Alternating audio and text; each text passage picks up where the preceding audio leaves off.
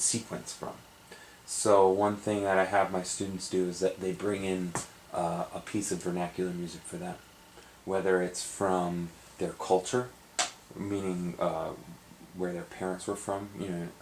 I remember last fall I had an Asian student. She was from her parents. She was from the United States. Her parents were from Japan. She brought in a Japanese folk song for that. Some other people will just bring in general American folk songs, and that was a great way for me to see what is the understanding of these students, and what is the general what are the important parts of this music that can be taught. Because if you're drawing from what they already know, it makes instruction so much easier.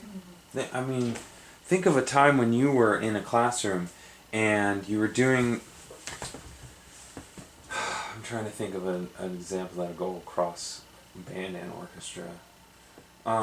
Say you were doing some Bach chorales, right? Bach chorales, very straightforward, and as far as the rhythm goes, very even. But then you have someone, and you have in one part it goes ba ba ba, and someone notices that, and they're like, I heard that before. Where did that come from? NOC.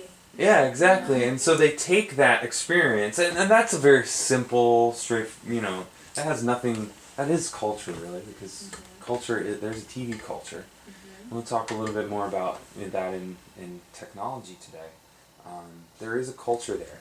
And so you're drawing from these experiences and bringing them into your education. So, anyone have any experience like that where they were teaching in the act, and then someone said, "Hey, this sounds like this other song there," or brought something in, and then kids just latched onto it.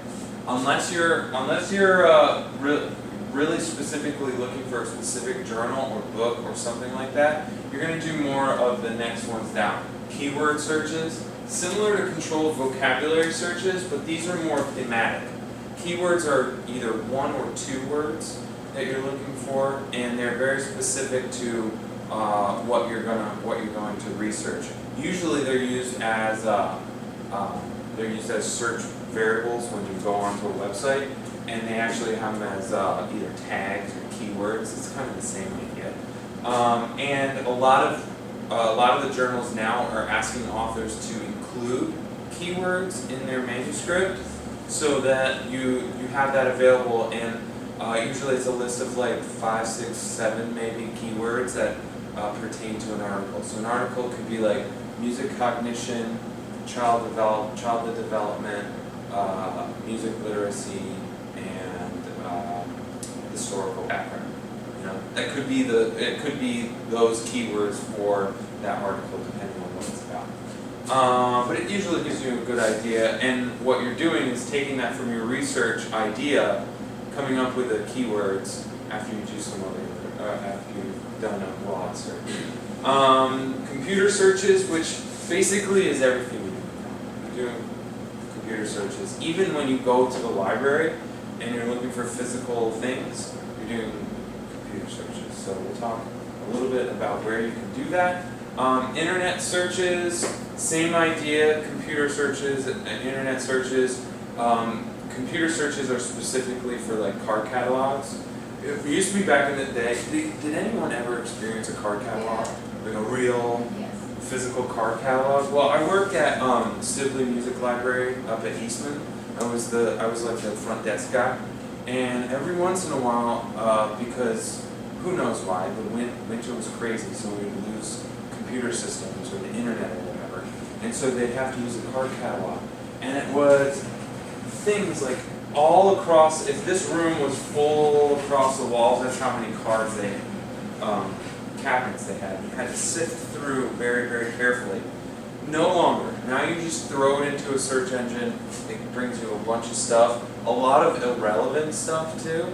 And so it's almost like you have to sift through and read abstracts and say, okay, you look at the picture and it's nice. You're like, well, I'll keep going.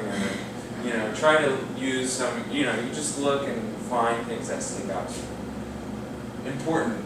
Have a good title. A title that means something. Right? And then talking to people.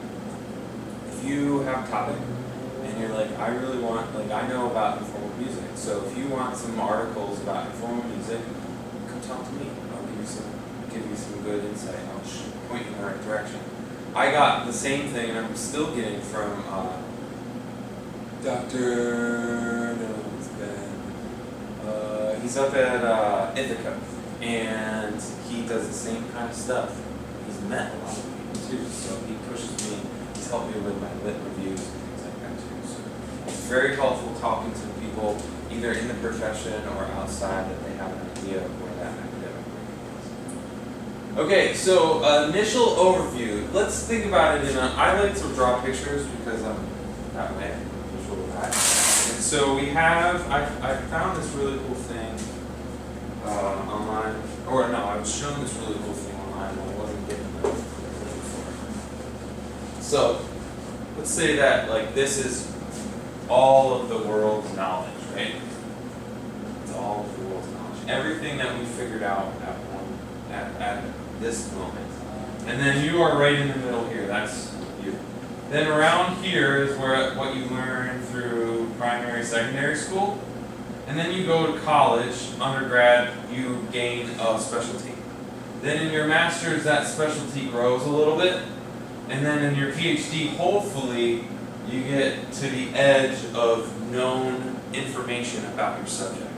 So what we're trying to do, though, is we're in this, most of us are in this spot. I'm even kind of here a little bit. I'm still trying to get done with things.